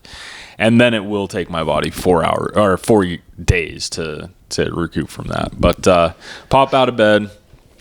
Let's see. We wait for the groceries to get delivered because we're not cucks. We don't go to the fucking grocery store and pick all our shit out, dude. We hit buttons and shit comes to us because we're kings. We're ballers, dude, like that. We've got the $314 to spend on Instacart, okay? Worth it. Fuck you. No, I'm just kidding. Worth it. Just getting super aggressively braggadocious about nothing. Very fun to do. But so groceries come. We hit a nice gym sesh. Lifetime Fitness. I mean, anybody in Vegas, you're going to see our cars around in both the Lifetime parking lots. We must do that. 45. We were in a rush, so we go over there. 45-minute, just quick hitter. Just, I don't know about you guys. We all kind of split and did our own thing. I stretched for 5 minutes.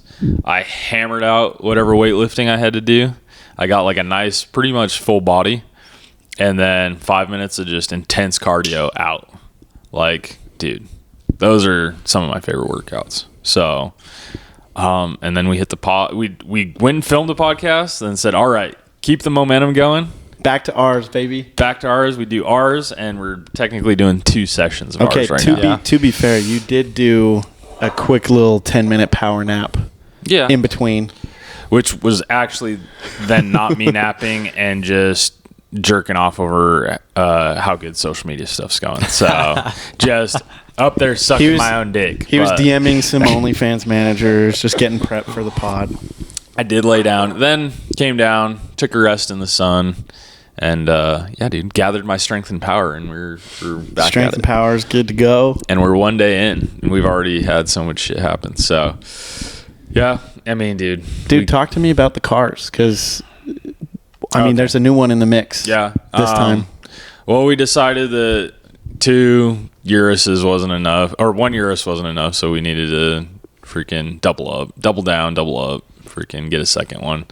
Yeah, dude, really nice vehicle. I don't know, like matte black with red trim, super cool, comfy as hell. just the Urus is the best car, dude. Like, there are faster cars, there are more head-turning cars, there are fucking more expensive cars, whatever, but there's not better, dude. All around, overall, if you could pick one, It rocks. it's so fast, so big, so comfy. The new one has basically like suede seats on it, so it doesn't get too hot in the Vegas sun, which was like an unintended huge benefit. Which for a black car, you think it's going to get baked down here, and Dude. it honestly cools off very quick. Car was in 108 degrees sun. We hop in. I was like, we might want to like open up the doors, hang out for 3 minutes before we hop in there. Ethan was like, fuck that. I'm big piss. I'm sitting right now, dude. Seats are totally room temp, not crazy. Yeah. You sit down, it's no big deal. Like, so nice. Every detail thought of in those cars, just so awesome. So, yeah, dude. I mean, and this is silly coming from me, but I say to everybody, homes are a bad investment. Don't buy them. They cost you money. They're a toy. Buy cars instead. They will get you in rooms that you couldn't have got in otherwise. They will get you in okay. Everybody agrees that we're now officially in an attention economy, right? Absolutely. Yep. I mean, is there anything that gets more attention than cool cars? From, like, by the way, doesn't across matter. the Age board, group, race, gender, does not matter. girls, guys, everybody loves nice cars. Nobody's like, unless it's a crazy house, sure. Listen, you got $15 million to go dump on a freaking crazy mansion. You got me beat, dude. Cool. You're shitting on whatever our little car collection is. But outside of that, dude, like, they're more fun. Like, yeah. You can't go 120 in a house. No. So can't do it. It's impossible. The house just won't happen. And go ahead, Aaron. I would just say very broadly, like speaking broadly, but even more specifically, if you are like a young man, you are between the ages of 18 and 30, married or not married, I don't really care. There are people telling you to buy a house. Mm-hmm. They are wrong. I don't care where you live or what market you're in. Especially if you're a single dude, you should be working enough as a single guy that you're not even home anyways. Yep. Why are you going to pay? Why are you going to pay that much and have that obligation for something that is not benefiting you, especially if you're going to live in it? And if you're going to buy it and say you're going to rent it out, your whole life better be dedicated to buying properties and renting them out. Because if you're going to try to do that on the side to whatever else you're doing, bad decision. Horrible decision, actually.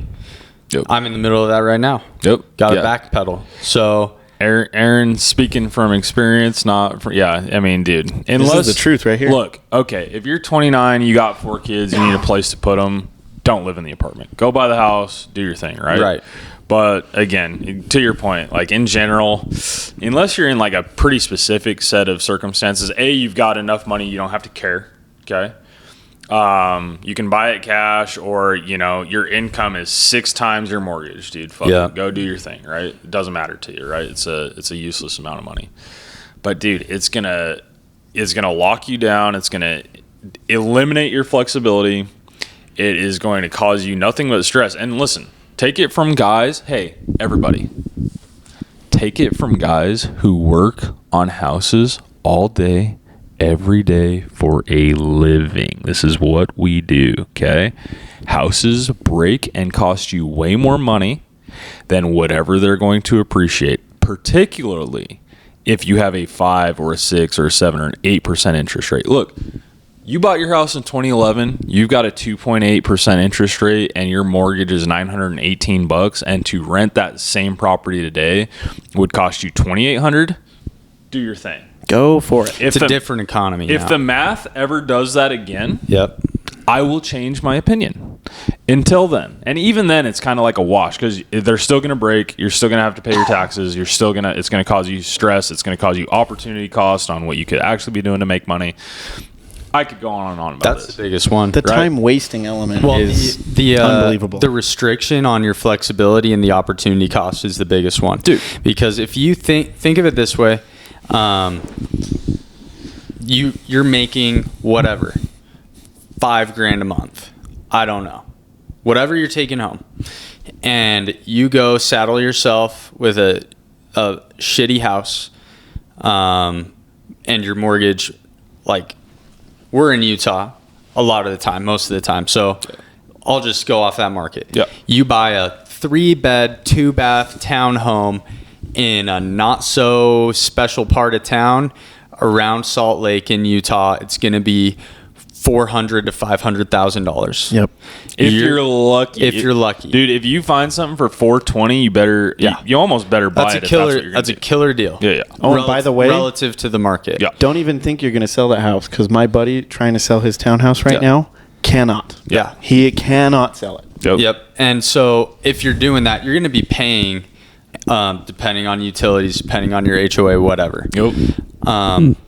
If you are a man in that age bracket I'm talking about, what could you do with $3,000 a month, or maybe say your rent is $1,000 instead, $2,000 a month? That's your delta to go make more money and set yourself up in the long term. And really add, let's say, 20 hours per month. Back to your time. Your time clock, right? So you don't have to mow a lawn. You don't have to, if the air conditioner breaks, you're not on the phone with some dumbass like us who does home improvements. Like, dude, and again, I keep like... Well, you have to drive to the gym far, because you're not going to have the same locational flexibility compared to alternatives. Go move into an apartment building for $1,000 a month that has a gym you can use. You just bought back an hour of your day. Just from driving around and getting ready, when you can just go right there. All that shit, like all the intangibles that nobody wants to talk about, like, oh, real estate goes up on average 1% a year or whatever. Cool, sick. Accounting for inflation, all that shit, right?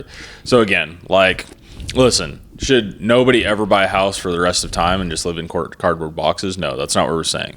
But like, to couch this thing as like some incredible investment is silly talk, and it's got to stop. I think it comes from people trusting, not having confidence in themselves. Because if you had absolute confidence in yourself to take that $2,000 and build your skills, or build your network, you're gonna 100x your earning potential in just a year or two, and if you're doing that seriously. And then eventually you just, let's say 10 years later, you delayed gratification for 10 years.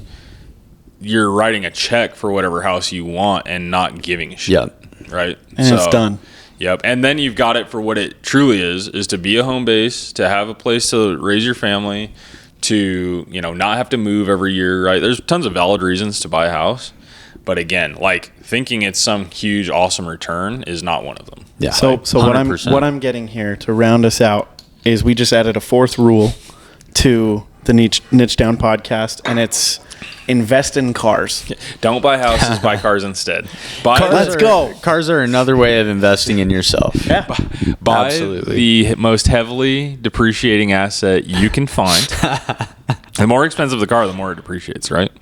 Yep. And somehow in this by the way, like, in this upside down world that we live in many ways, especially if you use it correctly, could be a way better investment. 100x investment on a house. Spending $300,000 on a car could make you $3 million a year, potentially, right? An intangible, like, butterfly effect. Who knows where it leads you to? Like, that's the biggest thing too, crazy. because think about last time we were in Vegas. I mean, you brush shoulders simply because we had the cars that we have. Yeah. We brush shoulders with a Vegas like kingpin. Yeah. Let's just call it what it is. He's a Vegas kingpin. Yep. Huge shout out, Mike. So Mike glad Rangel. to meet you again. You got to text him. Yeah, we do need to text him, but Love Mike. we would not have been able to chat with him about anything. Everybody wants to talk to you and feel, what do these guys do and how did they do it? And they're fucking 34, 27, 27, all this shit. Like, yeah. And there are actually some people online starting to talk about this, like the opportunities that arise from, and it's all an image thing, right? Like, image is incredibly important. How you look to a woman when you go to date her, how everything is, all that shit plays way more than people think. So anyway, yeah. Even like fuck buying houses, dude. We talked about this a little bit. Are you gay? Buy a car. When I was when I first met Gage, and I was deciding, I was at kind of a crossroads in my life where I was deciding what I wanted to do, if I was going to dive into my own thing or keep working for somebody. Yeah. I really wanted to work with somebody who had like equal or greater ambitions to me. And if you're listening to this and you relate to this, you'll get it. There's nothing that feels more suffocating than working around people who have zero ambition or goals, and maybe even the company you're working for. Like for me, it was a $15 million a year company. I would talk to the owner, and I'm like, dude, I'm shooting higher than you are. Yeah. So when I first met Gage, that's what I was looking for. And the first thing I saw when I pulled up was, and I'm not a car guy, it's an M4, right? Like brand new, super sick M4. I walk inside, I see him. First thing I ask him, like, is that your car? Yeah. And he's like, yeah. Like, okay, green flag. I was like, this is somebody I can work for, I can get along with, because that alone told me, like, this, like, he gets it. Dude, yeah. Dude, and on the other angle, I'm coming from a place where the CEO and CFO walk out on the same day. Yep. And I'm looking for a job where I'm not going to want to die every time I go there. Yeah. And I'm like, I want to grow. I have ambition. And I walk up, and I am a car guy. Yeah. And I see it's a Tanzanite blue BMW M4 comp. You saw a lot more than I did. He knows every spec. Every spec. And I'm like, yep. This can't be this dude. Like, I talked to him on the phone. I was like, dude, there's no way. This is going to be the coolest thing ever. First thing I ask also is that yours? Yeah. And Gage says, Christmas. Yeah, this is my Christmas present to myself. Yeah. So. And it has the temp tags on it still. And I'm like, oh boy. Well, like this dude, I'm A, going to be this dude's best friend, but also B, respectfully, not gassing up me and Ethan too much, how do you see your investment in the M4 then? Oh, dude. I mean, like, that was literally, listen, by the way, lots of very legitimate reasons to buy cars. You get to the end of the year and you've got excess cash. Like, if you don't spend some of it, the IRS is just coming to take it, right? And so you might as well get something you want and not have to, like, light it on fire, right? So there was that reason. And also I was like, look, dude, I'm doing a big round of hiring right now. I mean, at that time I hired 8 people. Certain amount stuck and a certain amount didn't. But I was like, it'll be a recruiting tool. I personally, actually, ironically, I like cars. I love cars, but I grew up not super well off or anything like that. Like, I'm equally as happy driving my truck. I'm equally as happy. You know, I had a old X3 as well that was like 15 years old, 100,000 miles on it, worth $2,000. I would drive that every day. You know, I love cars. It doesn't change my life. It doesn't make me happy. It makes me smile, but it doesn't make me happy, right? But yeah, I was like, you know, if I'm going to do this big round of hire, I literally, down to the detail of like, I want a brand new car with not licensed, like happy tags, temp tags on it. And I know that'll play good, right? So yeah, I did that intentionally, and yeah, it played out exactly how I wanted it to. Listen, man, like success. People who are A players want to be around other people who are A players. And listen, with or without the car, I consider myself I consider myself an A player. But yeah, like you want to attract what you want to be around, right? So I did that. I was like, I'm going to try to find the best talent I can.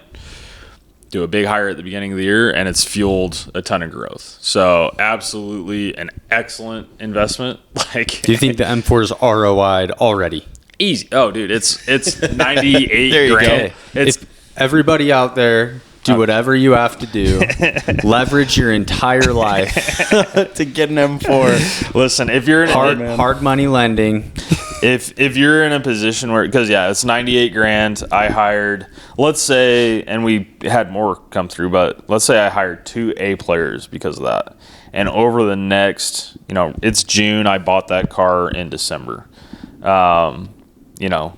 Over 6 months, if that generates, because I got butterfly effect shit, right? Because I hired you guys, then you influence other guys that were existing on the team to do an additional 5% in revenue per month, and then your guys' production, and then I'm more happy having you guys around, so I want to work harder, and I give a fuck more, and like social media blows and up. then social media blows up. We start buying more, buy that car. Shit starts going great. Start buying up more cars because fuck it, why not? And then, right, just the wheel spins and spins and spins. So anything, and we won't limit it to cars, dude. Like anything you can assess that you're like, hey, this could provide some serious intangible returns in my life.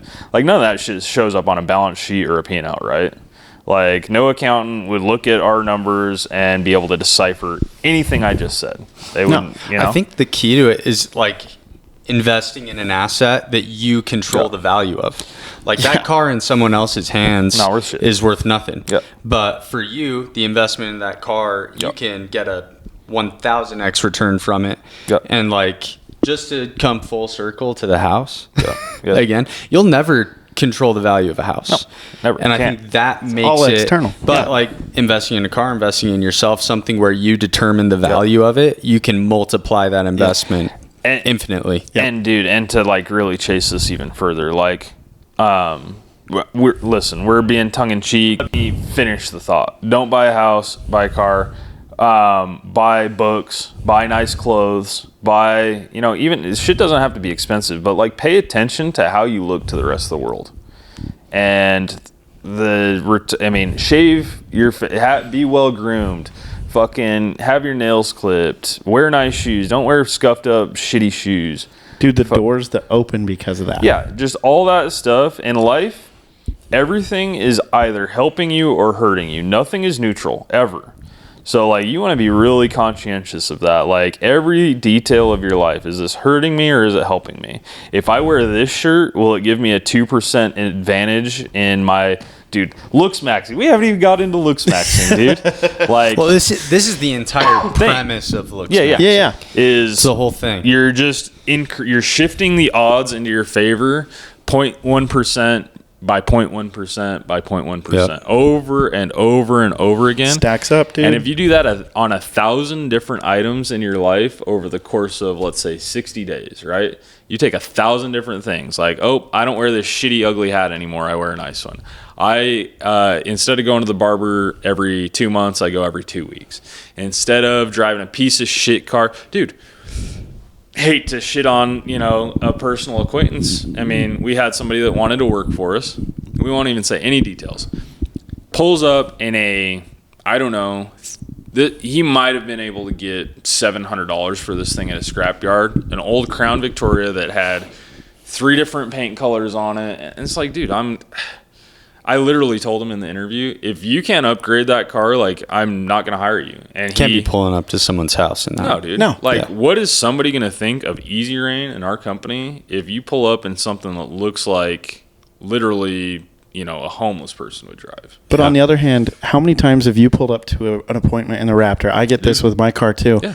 And people are like, wow. Yeah, you look like you cost more. Mm-hmm. Yeah, you look like you know what you're doing. You look like you've made other people happy. You're a with pro. your services. At that point, you are a pro. You're a trusted resource. That's 100% true. Yeah. The truth is, perception is reality. Yep. Period. Yep. Took the words out of my mouth. Period. How you look is how you are. Yep. In like whatever way, right? How you appear to others, whether that's straight looks, whether that's how intelligent somebody perceives you to be.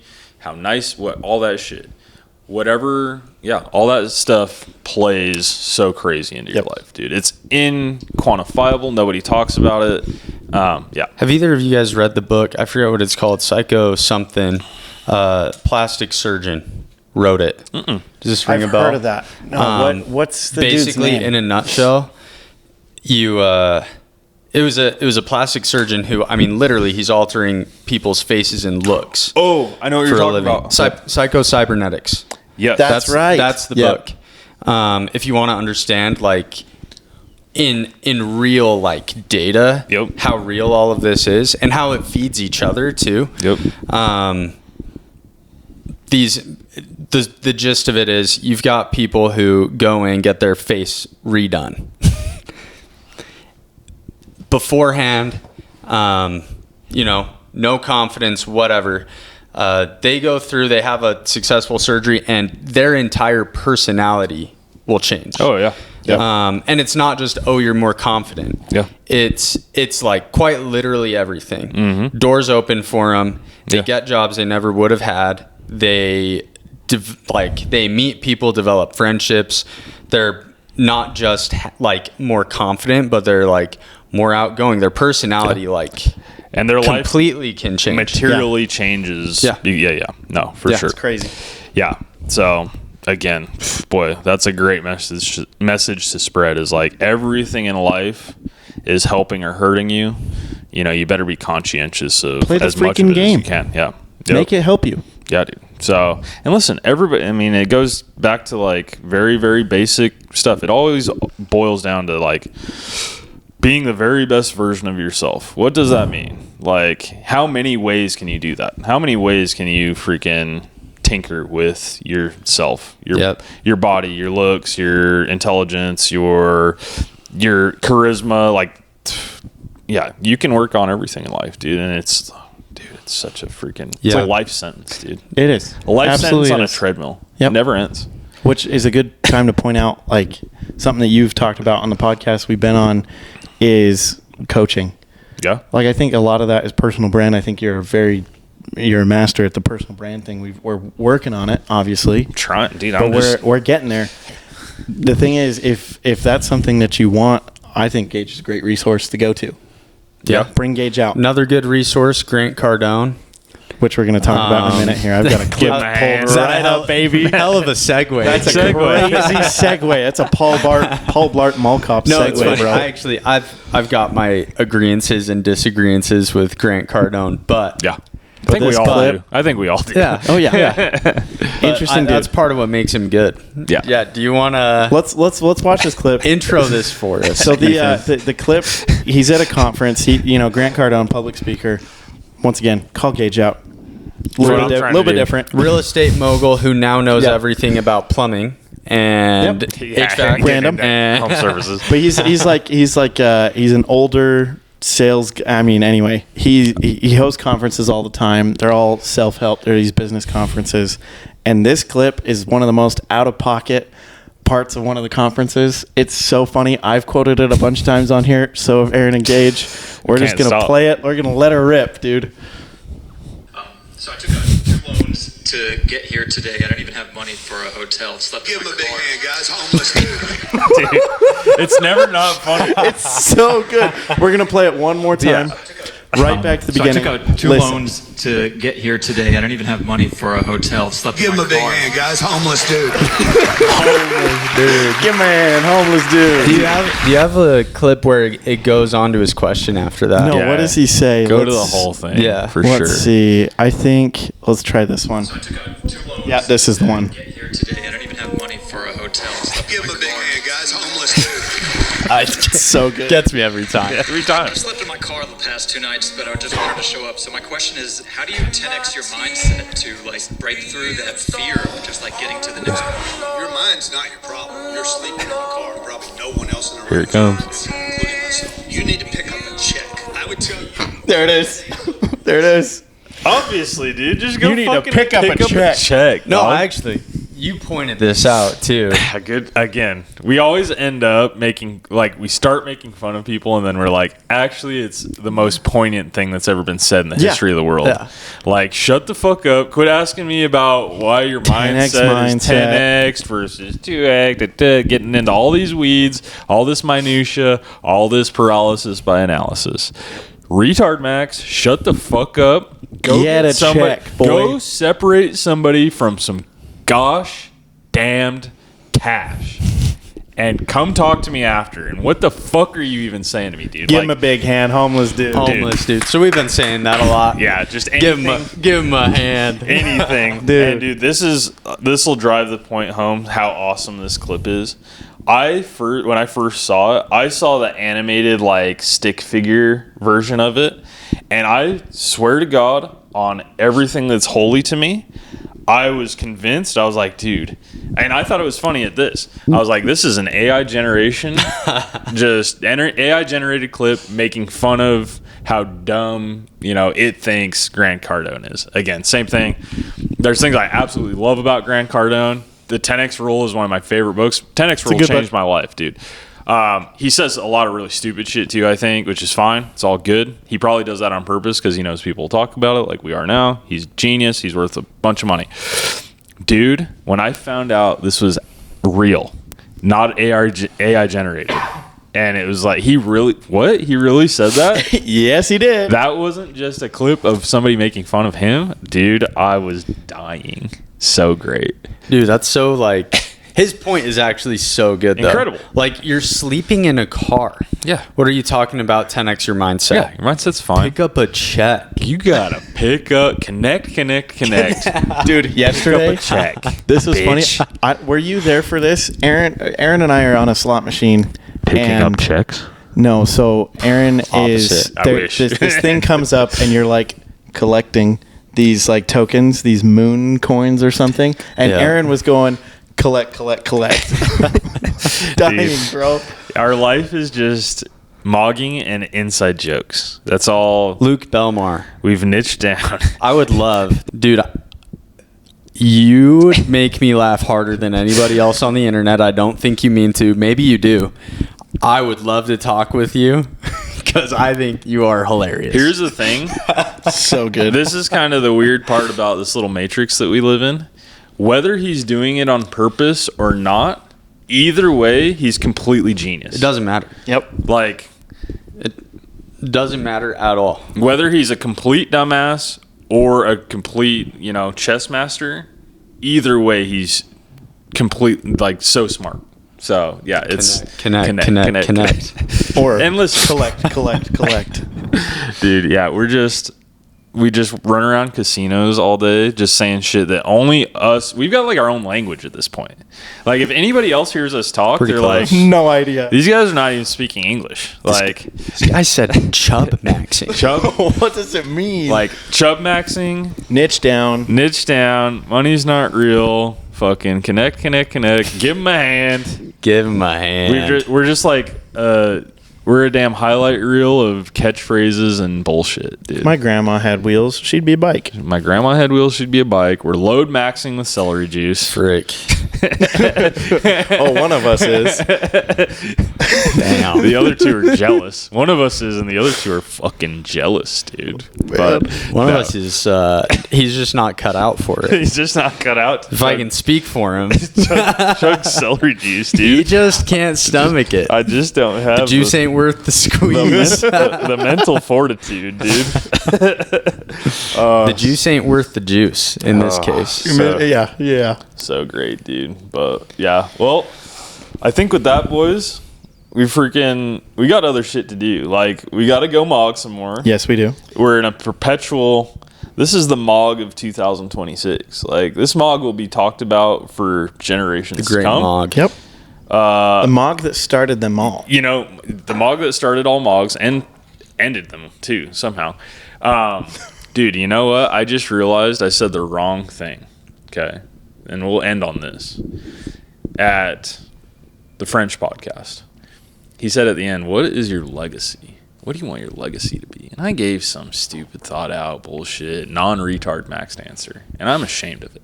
And I'm sad that I didn't just say, my legacy is to mog, dude. And just mic drop and walk the fuck out. That's what I should have done. Well, now's your opportunity. Look at that camera and do it. Niche down. Money's not real. Chub Max, unironically do things to make your wiener puffy. Puffier than... Listen, dude. Okay. Quick tangent. Nobody wants hot tub dick, dude. Puffy wiener. That's what we want in our lives. Your life will be better if you make sure. Quit jerking off every 5 seconds, you fucking animals. That's it. Wrap her up. It's all good. We gotta Maybe go cut Mog. this one now, Ethan. I'm sorry, guys. We gotta go Mog. Peace.